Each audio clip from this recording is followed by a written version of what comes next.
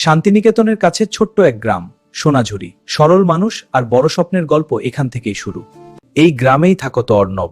গরিব পরিবার, সংসারে টাকার অভাব। ও কিছু হবে না, অনেকে বলতো ও পরে কি হবে, কিন্তু অর্ণব থামেনি।